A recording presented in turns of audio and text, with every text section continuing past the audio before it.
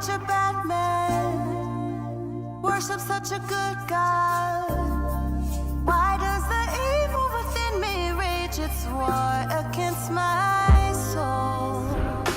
Whoa, why do I fight against me?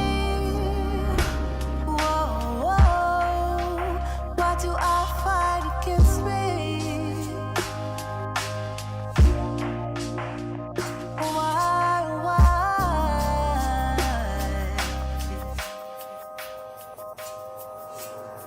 I am so insecure, I promise it's become a war, just to keep a level head when death is knocking at my door. I heard it first stepping with weapons at age 11. Poverty had us stressing, pops fell in depression. I had to keep my father encouraged to keep pressing. But if you sinning and winning, then don't call it a blessing. But Biggie told me ski mask on, gun on my waist, break into their house, snatch all the money about the safe. Evil thoughts, like find me a woman that you can hug, manipulate her emotions by keeping her on drugs. Never duplicate all her feelings, remain thug. Then make sure you unplug before you ever fall in love. So, why would God comfort me? Comfort me? Why would he ever send his son for me? His son for me? Why would the Lord take a stand? Take a stand. Such a good God can love this evil man.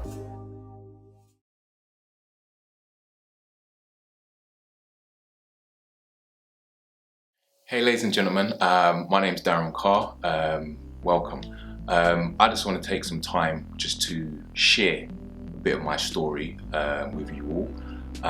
My story started way back in July the 20th, 1976. Now, obviously if you're looking at this, you're watching me and you're thinking straight away I'm lying, yeah, because I look young, but that's the truth.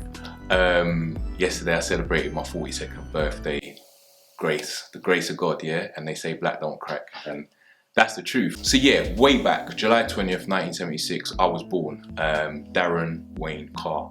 Hot summer, yeah, that's what I've been told, really hot summer, but that's the moment where God chose to launch me into the world. I was born to two lovely parents, Rainford and Patricia Carr, like I said, back in the hot summer of 1976. I am currently the eldest of 6 kids, and I may deal with that a little bit later. I'll introduce you to them. The main thrust of my testimony starts in the church, and literally I was born into church. My dad was a pastor, still is today. My mum was a missionary. My grandparents were missionaries. I had aunts and uncles all up in the church. Started in a church in Streatham called Refuge Temple, but a subtitle could have been like the Carr fraternity, because it was most of my family was like in that church. My early memories of my life all evolve around church, because I had church literally breakfast, lunch, dinner. Church on a Sunday morning, my Sunday best, of course. Church on a Sunday evening. Then you had church on a Tuesday night if it was Bible study. Then you had Wednesday noonday prayer. Then there was prayer meeting on a Friday. Then once a month you had all night prayer and fasting. Now some of you are thinking, what do you mean by all night prayer? I'm talking about praying all through the night. I think my passion for God started from such an early age in that environment. I was around praying mothers in the church and a lot of senior people who really had a passionate love for God, and I kind of took that on. So yeah, the church was a big part of my life, but also it was a big part of my family's life. So life has a way of what I would say is throwing curveballs, and one of the main curveballs for me occurred when I just got a random phone call from my mum one evening, and she asked me to come to the house. Cut a long story short, went down and she started to just tell me some stuff about what had been happening with my dad, because at the time I wasn't living at home, I was living with my nan. And it was really surreal. It's like she's talking to me and I'm in a dream. She's just telling me stuff, you know, he's coming home late, maybe he's not coming home, and I was like, I couldn't really compute what she was talking about. Anyway, it was the beginning of a really difficult period for me, and it came out that they were going to separate, yeah, because my dad had found someone else and he was basically looking to move on.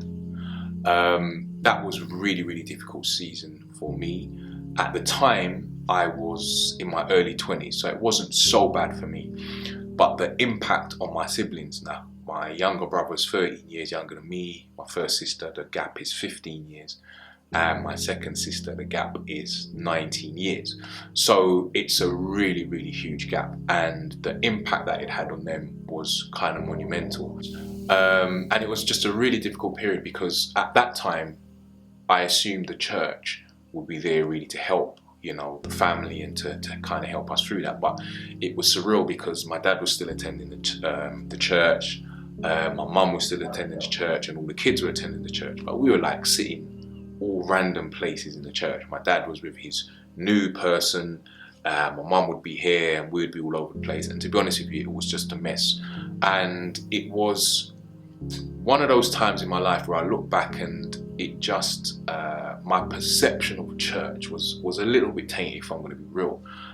Because up until that point, you know, the church, in my eyes, the church was perfect. You know, the church rallies around you, the church supports. And then at that moment where we as a family needed that support, I didn't really feel like the church kind of supported us. And I think that had an impact on me, which I wouldn't know probably until later on in my life.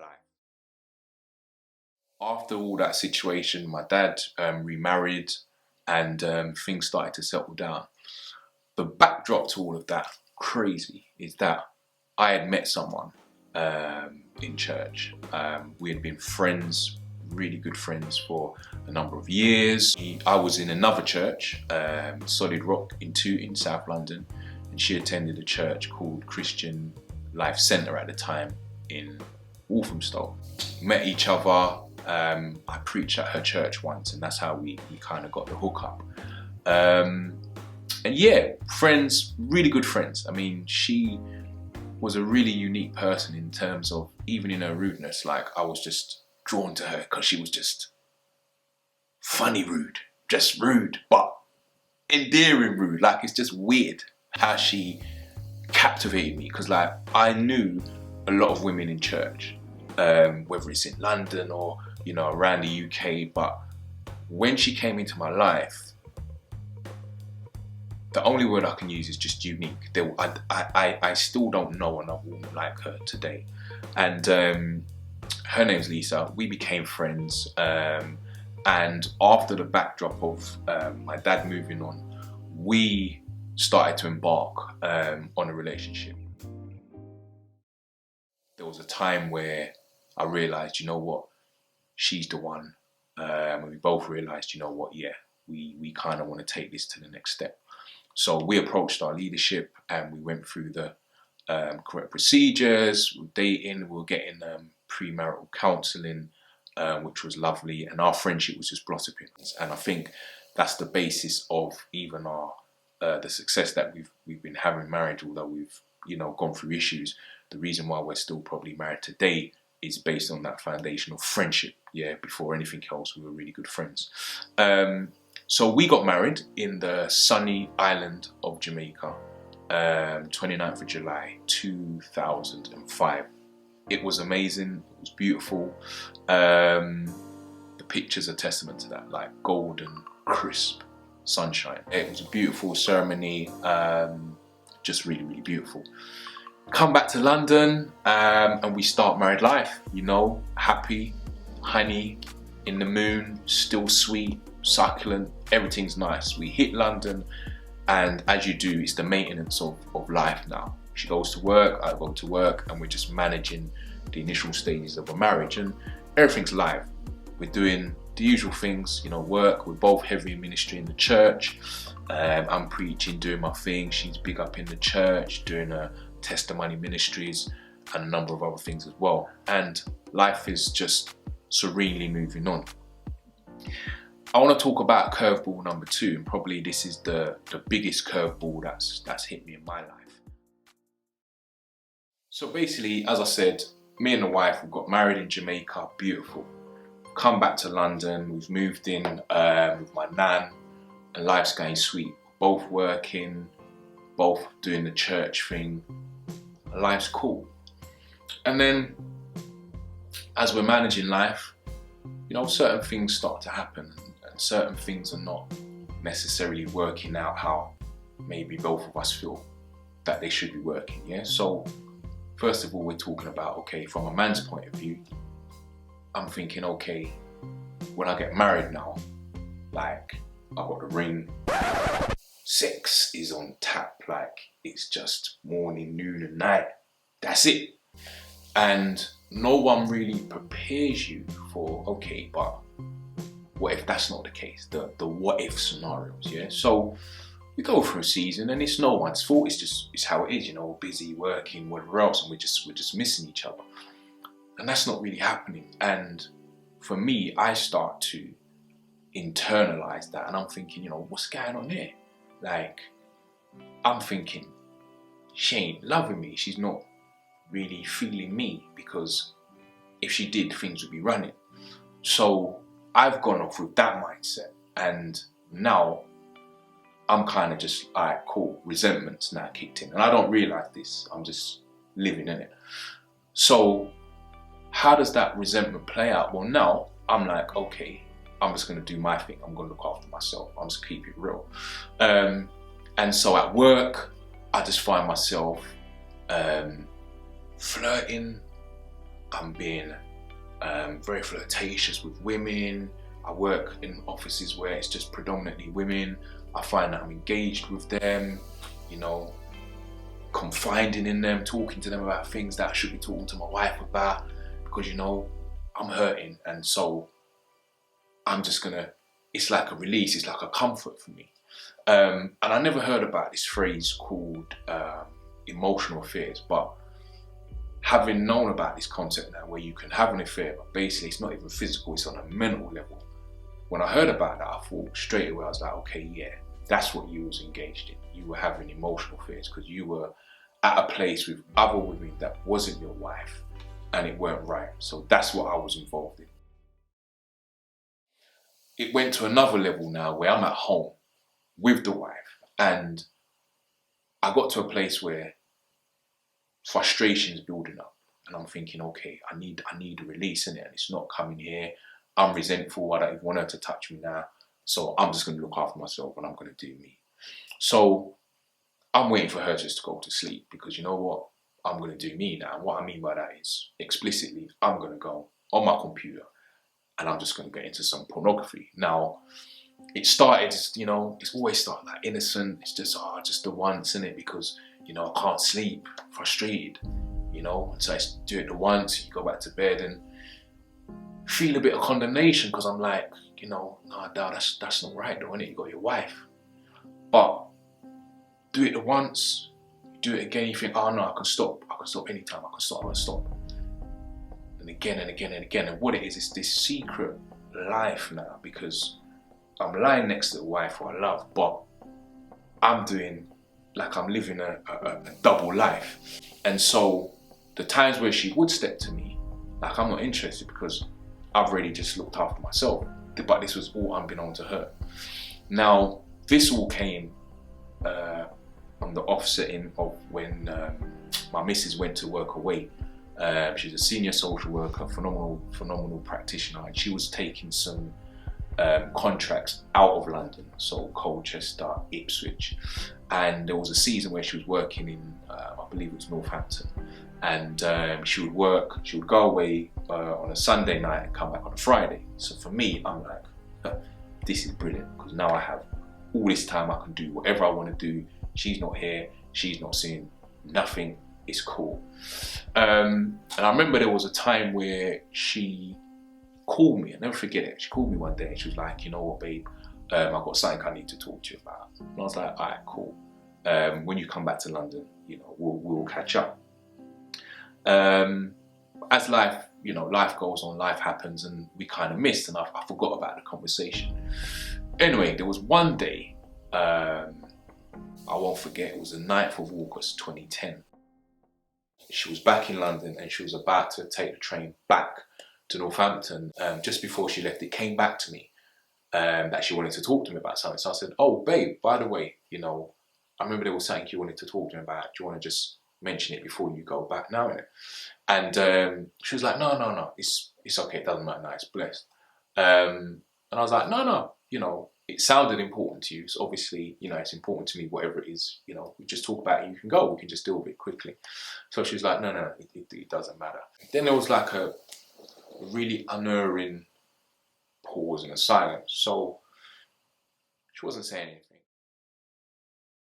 So in the back of my mind now, things are starting to, what's going on? So I was like, look, babe, you know, we have always prided our relationship and ourselves on being honest, open, transparent. We can talk about anything. Yeah, we've always been like that. So I don't know what's the issue. Whatever it is, we talk about it, we address it, we deal with it. It's not even an issue.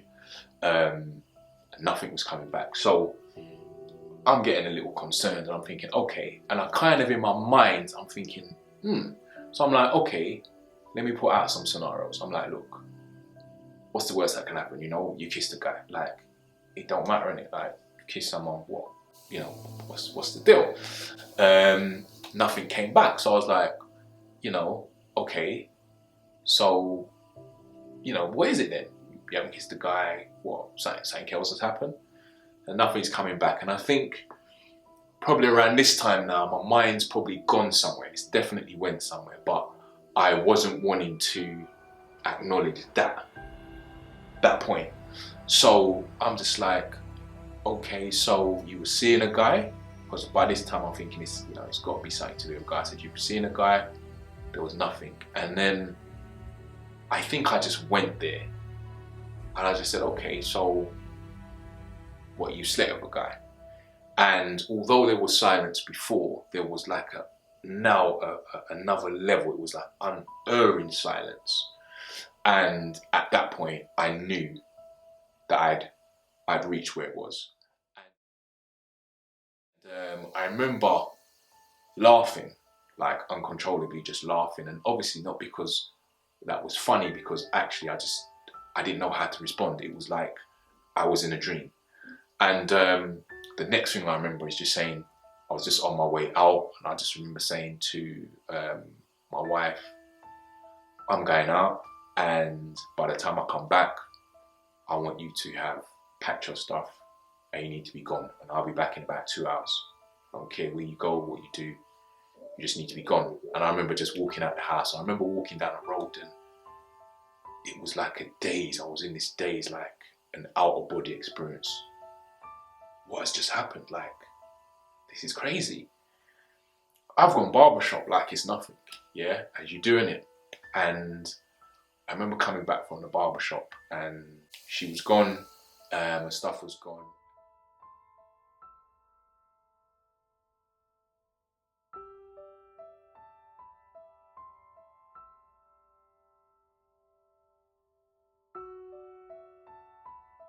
So the bomb's been dropped. Where I'm at now, I start phoning some people. I know the word's getting out there in terms of what's happened, and it's like literally life has just been turned upside down. For me, as a man, it's like the worst scenario, just the worst thing. Like, as a man, I'm thinking. And actually what came back to me was something I said to myself even before I got married.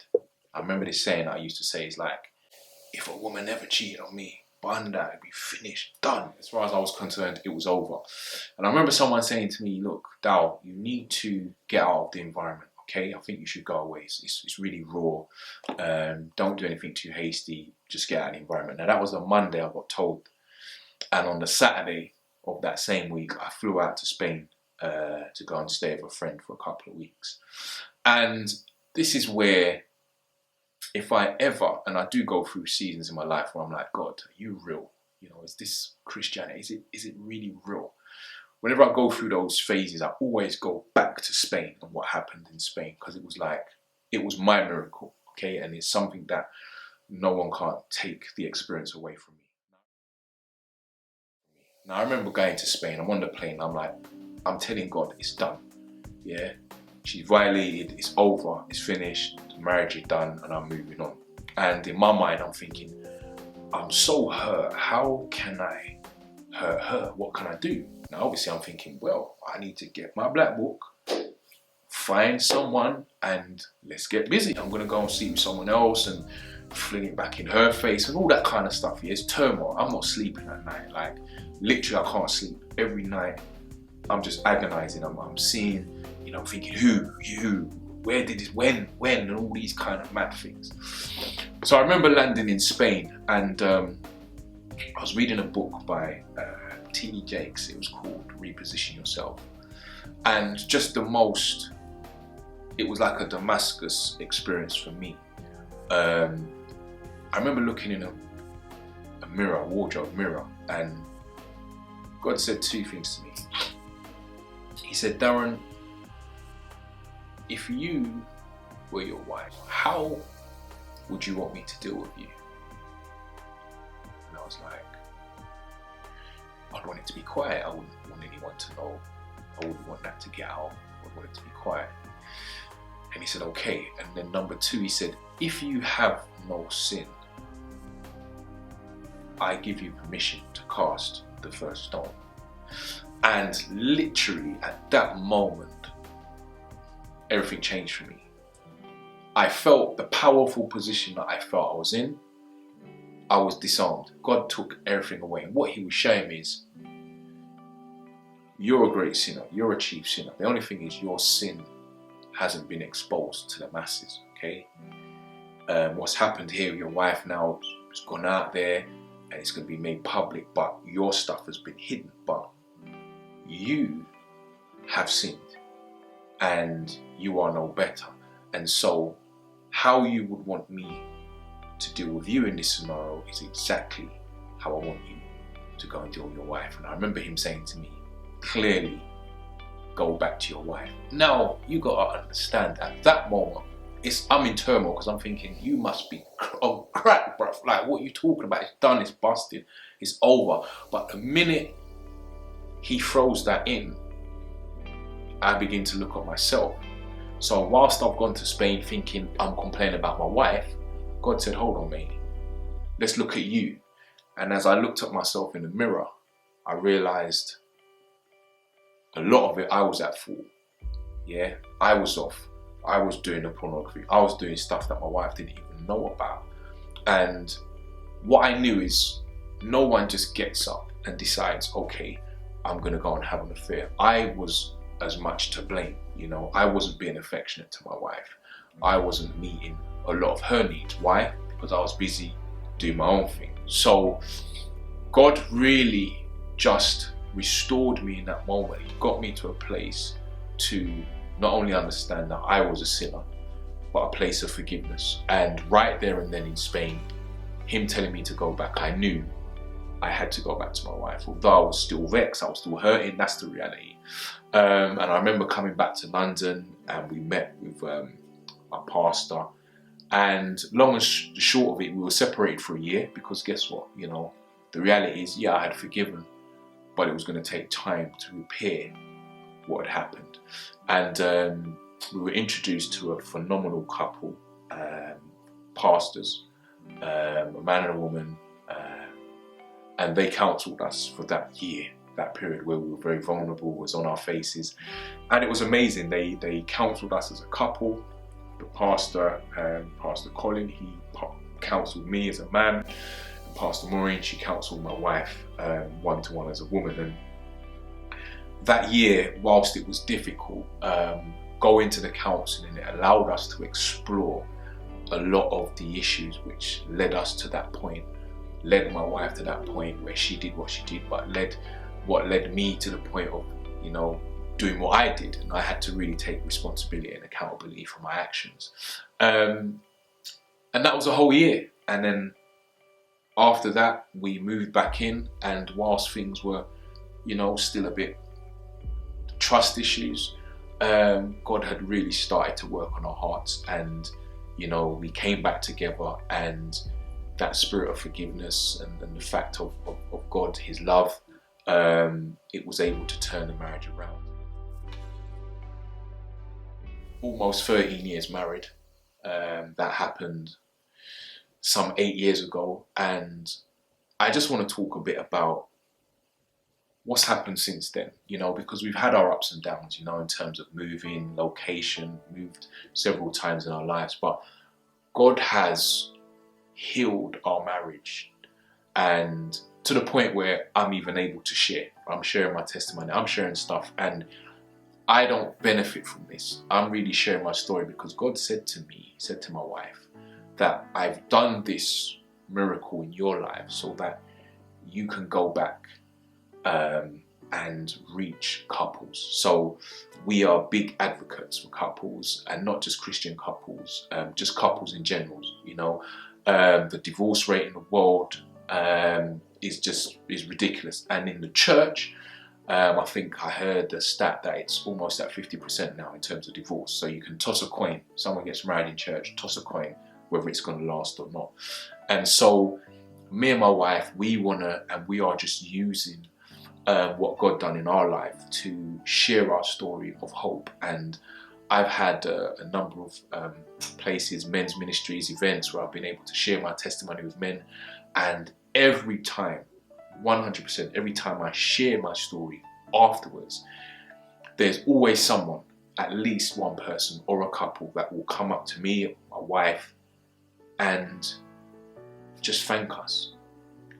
Often with tears in their eyes, because they say, no one's talking about this, no one's sharing this. I've gone through that, or I'm going through that, and I didn't know I didn't know where I could go to get help. And especially hearing you as a man on the side of the victim, so to speak, and to hear how you forgave and how God has forgiven you. So I just want to honor God. The ending of my testimony is just really to give God all the thanks. My marriage is not perfect, we are not perfect, but we have come through so much by the grace of God. My hope is that it will reach someone who was on the point of despair in their marriage, thinking that there's no comeback. I hope you watch this and know that absolutely there's a comeback. It's God, nothing to do with me, nothing to do with my wife. Absolutely, it's God. It's not a cliche. It's the reality that God has healed our marriage, and we are determined to get this message out there that there is hope in Christ. Thank you.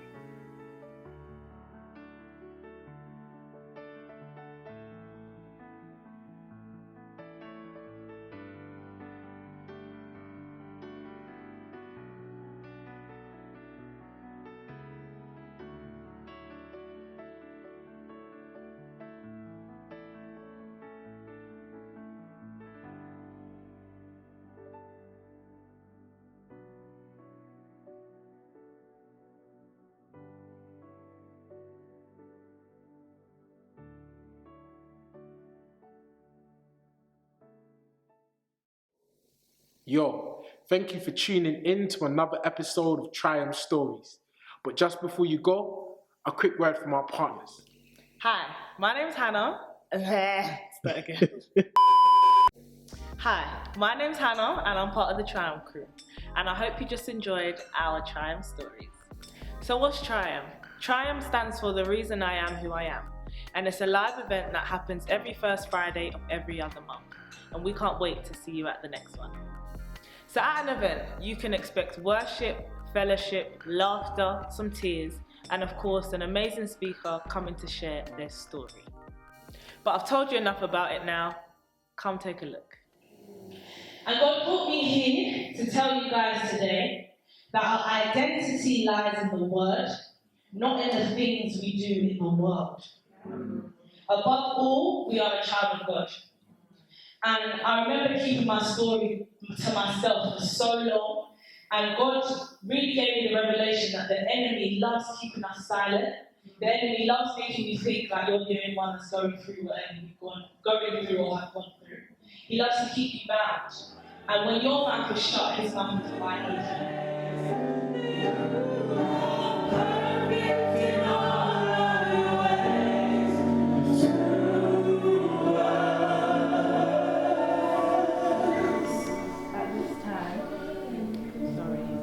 At this time, I just want to ask if anyone wants prayer, if they just want to come forward.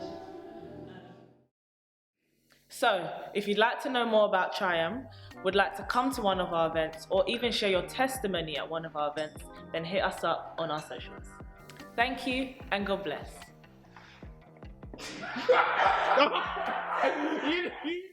Now, as always, make sure you like, please share, subscribe, and stay tuned for more of our amazing content. And be sure to follow us on our social media platforms if you haven't already. But more importantly, it's important that I let you know before you go that our channel and everything we do in it is all about sharing and reinforcing the gospel of Jesus Christ. My heart's desire is that if you're not in a relationship with Christ, you would follow this link that comes up on the video and you would learn more about the gospel, and maybe this might be the day that you start your relationship with Jesus. Other than that, just remember, it's a plant thing.